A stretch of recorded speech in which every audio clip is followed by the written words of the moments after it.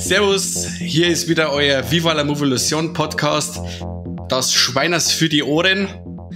Ich bin der Mike und mit mir am Start wieder der Conny und der Corby. Servus. Hola, Señoras und Señoritas. Jetzt habe ich zweimal Frauen gegrüßt. Mann Gott, bin ich feministisch. Jetzt werden sich dann Männer beschweren wahrscheinlich, die schreiben uns jetzt da an und sagen, hey, wie werden wir diskriminiert? Ja, genau. Hashtag Man Lives Matter. Wir reden heute über den Film Wahrheit oder Pflicht, Truth or Dare von den Blumhouse Studios. Ja, der Film ist vom Jeff Wadlow, der momentan traurige Berühmtheit erlangt hat mit dem unglaublich schlechten Fantasy Island und mit dem nicht so schlechten Kick-Ass 2 und Cry Wolf. Ich muss sagen, Truth or Dare hat mir um einiges besser gefallen. Wie ist bei euch?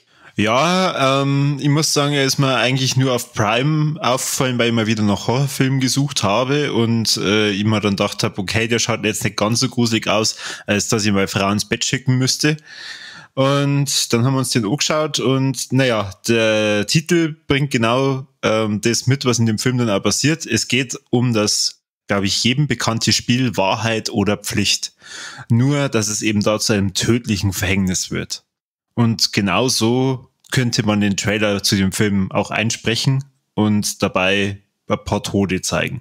Aber um deine Frage zu beantworten, ich habe mich gut unterhalten gefühlt bis zum Schluss. Ich finde, die Schauspieler, die alle dabei waren, haben gut miteinander harmoniert. Es hat Spaß gemacht. Ich habe mir leider, kurz bevor wir uns den Film angeschaut haben, den Trailer angeschaut. Und das hätte ich, ja, also wenn ich in die Vergangenheit reisen könnte, dann würde ich mich da warnen und würde sagen, schaut halt bloß nicht den Trailer an. Also schaut sich bloß nicht den Trailer an. Ich habe ihn zweimal gesehen, war beim ersten Mal ein bisschen positiver überrascht als dann beim zweiten Mal, wenn man weiß, was man sich da anschaut. Er ist, alles in allem war er okay, man ist jetzt nicht direkt verlorene Zeit, wenn man sich anschaut. Ich erkläre mal kurz, um was das geht. Es geht um dieses bekannte Wahrheit- oder Pflichtspiel. So eine Gruppe Studenten rumpelt auf Mexiko, hocken dann in irgendeiner Kirche drin, spielen das dumme Spiel. In dem Film werden halt können nicht gerade Menschen oder Gegenstände besessen sein, sondern eben auch Spiele, und das Spiel verfolgt sie dann und sie müssen irgendwie einen Ausweg finden, weil sie in allen Lagen ständig nach Wahrheit oder Pflicht gefragt kriegen, und wenn sie es nicht schaffen, einer Pflicht oder die Wahrheit nicht sagen, dann müssten es halt leider über ein Jahr dann gehen. Bei manchen ist es weniger leider. Eigentlich gab's nur Leute, bei denen es weniger leider war für mich, weil mir alle ziemlich auf die Nerven gegangen sind mit der Zeit. Die Idee hat der Jason Blum, der Chef von Blumhouse, dem Jeff Wadlow irgendwann hingeworfen und hat gemeint, hey, machen wir doch einen Horrorfilm eben über Wahrheit oder Pflicht. Haben das dann auch ziemlich schnell durchgezogen. Der Dreh hat gerade 23 Tage gedauert, was bei den Art von Filmen, glaube ich, ganz okay ist und nicht mehr nötig sein wird. Da kommt dann so, man sieht da ständig so komische Fresse. Die Idee haben sie noch gehabt, als wir 15-jährige Mädels anscheinend mit Snapchat-Filtern rumgespielt haben. Da haben sie halt gedacht, hey, wir können doch das Gesicht so komisch verziehen, wenn die Frage Wahrheit oder Pflicht kommt. Schaut ab und zu ein bisschen gar künstlich aus, finde ich. Ich weiß nicht, wie es ist, das sechs. Manchmal hat es geil ausgehauen. Der alte Typ zum Beispiel, der hat echt creepy ausgeschaut. Der im Krankenhaus? Ja, genau. Wow. Aber oftmals, wenn die Typen die normalen Leute, die haben immer, das hat oftmals richtig künstlich, komisch einfach für mich ausgeschaut. Das hat mir ein bisschen gestört, muss ich sagen. Naja, sagen wir mal, da die Handlung jetzt nicht unbedingt erwarten lässt, dass da extrem geile Effekte dann damit rüberkommen, war es für mich völlig in Ordnung. Ich glaube, man kann auch ohne zu spoilern sagen, warum die das machen müssen, das Wahrheit oder Pflicht. Wie im wahren Leben steckt dahinter natürlich ein Dämon. Wie es immer ist. Genau, wie es immer ist. Und der zwingt sie dazu, Wahrheit oder Pflicht zu spielen. Und wenn sie praktisch das gefragt werden und wenn sie dagegen sich wehren würden, dann müssen sie leider sterben. Das ist ja dann auch schon das, was mir gut gefallen hat, weil er hat doch immer wieder ein paar schöne Kills auch dabei. Ich finde, das auf dem Billardtisch, das hat recht ekelhaft ausgeschaut. Das mit dem Stift war cool. Das sind so seine glänzenderen Momente. Ich finde an sich ja die Idee schon ziemlich kreativ, über das Thema einen Horrorfilm zu machen.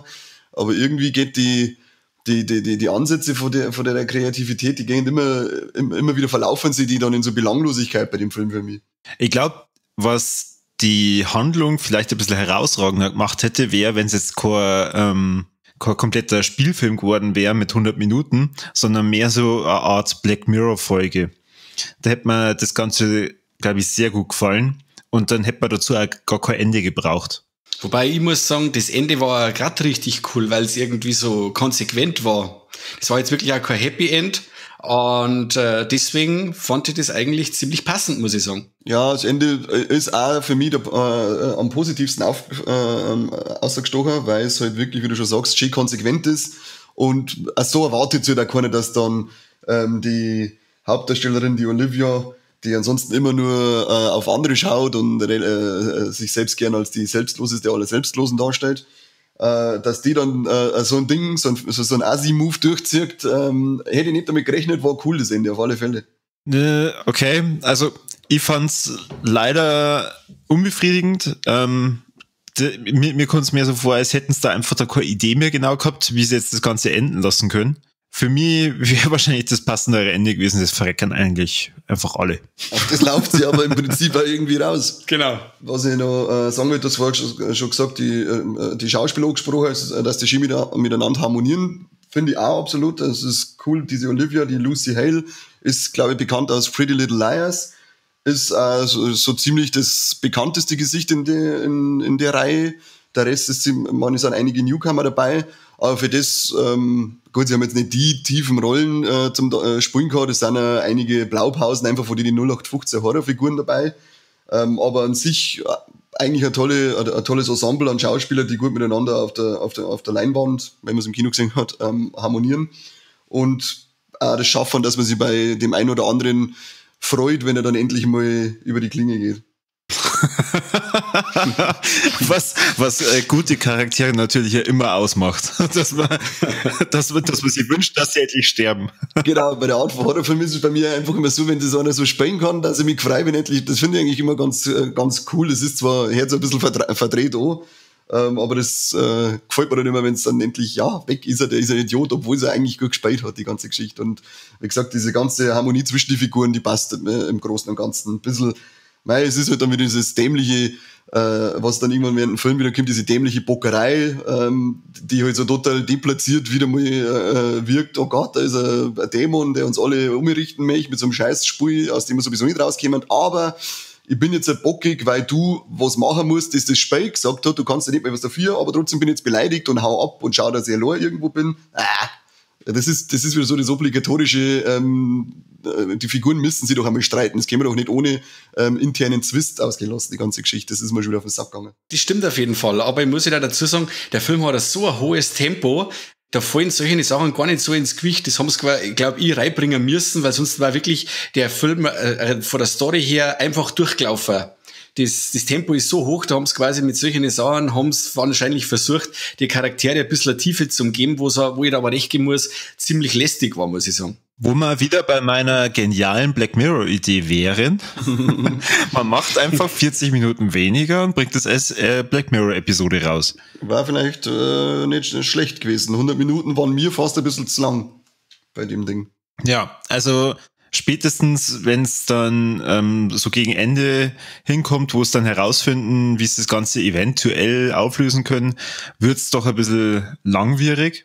Da muss man dann, also da muss ich dann eigentlich wieder beikräften, dass das Ende, das dann da passiert ist, was anderes war, als man es erwartet hat. Mhm.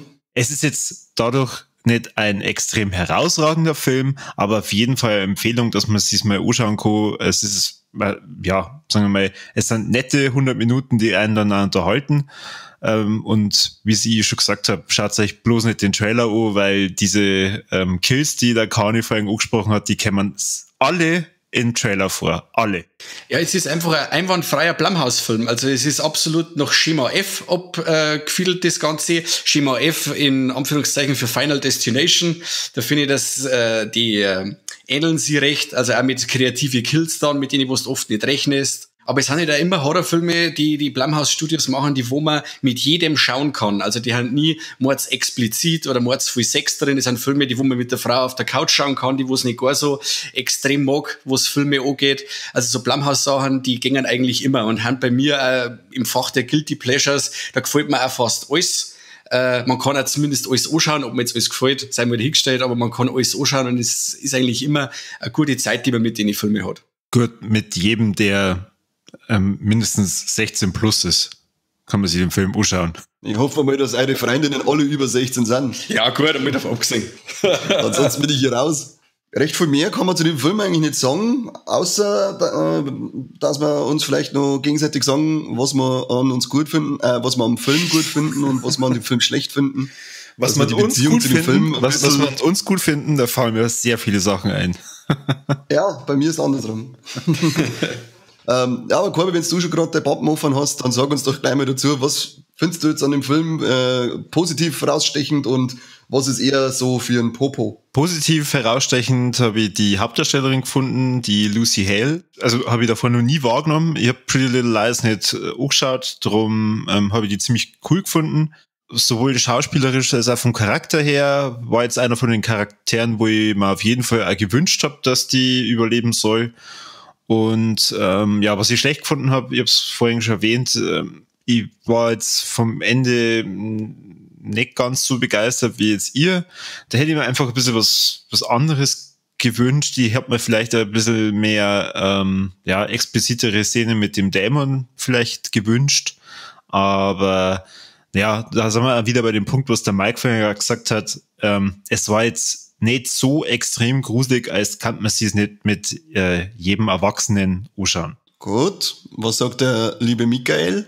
Also wie gesagt, ich finde es super, dass der hat immer ein hohes Tempo, er geht immer straight forward. Wie gesagt, bis auf so ein paar so Kleinigkeiten, die wo dann nerven. Und schlecht finde ich auf jeden Fall, dass also allgemein die Pre-Title-Sequenz finde ich zum Beispiel immer ultra schlecht, wenn man die Superfreunde dann beim Feiern sieht. Sowas nervt mir eigentlich grundsätzlich. Erst wird gesagt, wie super Freunde das sind und dann wird die ganze Gruppe im Endeffekt demontiert und so Feiersequenzen, die nerven mir eigentlich immer. Gut, dass das gleich am Anfang war und ja, ich gebe eine Empfehlung draus. Feiersequenzen, die nerven, das hört man einfach von so einem Deppen, der nur auf der Couch sitzt und nicht fortfährt. Ja, diese typischen Studenten, also US-Studenten Spring Break Feiersequenzen, die braucht man einfach nicht. Nee, einfach gerne mal so feiern, ich sag's, wie es ist. Ja, dann schließe ich schnell noch den Kreis. Was mir gut gefallen hat, war eben im Gegensatz zum Korben das Ende. Das fand ich eben überraschend konsequent und auch böse.